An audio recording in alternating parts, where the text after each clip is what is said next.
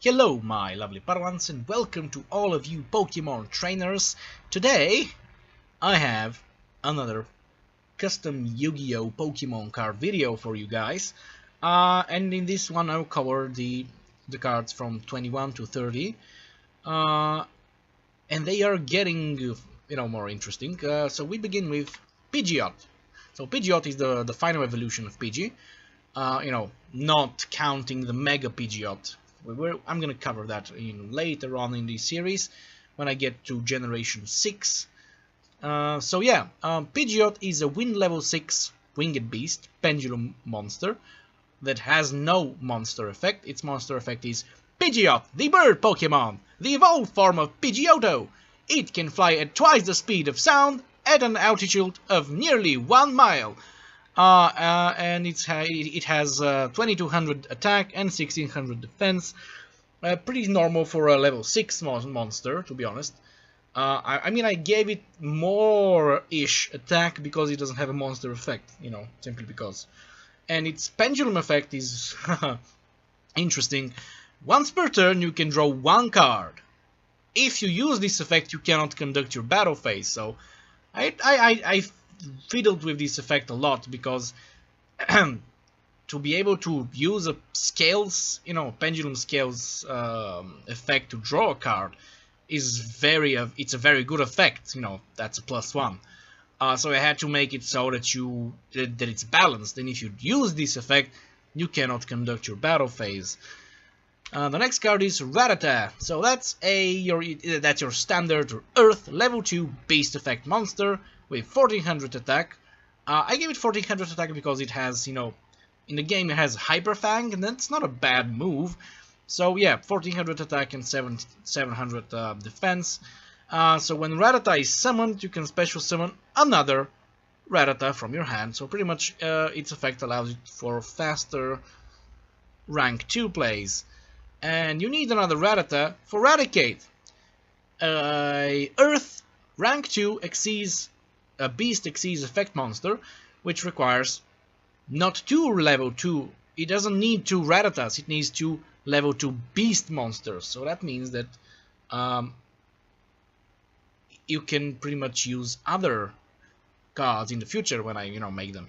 So when Raticate attacks or is attacked, your opponent cannot activate cards until the end of the damage step. So it's like a Utopia, but weaker. It's got 1850 attack and 1500 defense. So it's still like an Utopia. And also once per turn you can attach 1 Xyz material and send the top card from your opponent's deck to the graveyard. So it's not that bad of a rank 2, to be honest. I like it. The next card is Spearow. That's a wind level 4 winged beast effect monster with 1800 attack and 600 defense, which has piercing damage. And also if the opponent's defense position monster has more defense than this card's attack, you take no battle damage. Pretty standard. The next card is Ritual of Feathers. That's my first ritual spell card, and pretty much this card is used to ritual summon Fearow, and you must also tribute monsters from your hand or field whose total levels equal 6 or more. Generic ritual spell. And with that spell you can summon Fearow, a wind level 6 winged beast ritual effect monster, which can only be special summoned. Which can be ritual summoned with the effect of Ritual of Feathers. So if this card attacks a defense position monster, it pretty much has piercing damage with 2450 attack and 2000 defense. And that's it. Like the thing with Spearow and Fearow is just piercing damage. That's it. Then we go to Ekans. It's a dark level 4 reptile effect monster with 1800 attack and 1500 defense.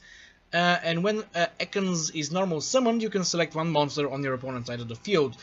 So as long as Ekans is face up on your side of the field, that card cannot attack or change its battle position. So the idea is that Ekans has an attack that binds the opponent, or constricts it, and it does it's like a damage over time effect. So in this case, it's pretty much fucks up one monster, it cannot attack or change its battle position. So that's not bad. Then we have my generic fusion, polymerization. It's called DNA Splicer. On the picture you have the DNA Splicer item from the games, and it pretty much does what the standard polymerization does. You can fusion summon one fusion monster from your extra deck using monsters from your hand or field as fusion materials. Nothing fancy. So the first target that, the first monster that you're gonna use this spell for is going to be Arbok. Arbok is a dark level 5 reptile fusion effect monster with 2100 attack and 1900 defense. It requires Ekans and one other reptile monster to be fusion summoned. And it must be fusion summoned and cannot be special summoned by other ways. Once per turn you can select one monster from your opponent's side of the field to banish it. And no other effects can be activated in response to this effect. So it's a dangerous card, which must not be allowed to be summoned. You can just solemn it, bottomless it, any other way that can prevent its special summon, because its effect is it's dangerous. And the card number 30 is Elemental Dark, because I introduced the dark monsters in this, these 10 cards. Elemental Dark allows you to add one level 4 or lower dark attribute monster from your deck to your hand. Pretty standard. So yeah, I hope you enjoyed this video, my lovely Padawans. I will make more videos and I will be making more cards. And to all of you duelists and trainers alike, may the force be with you always.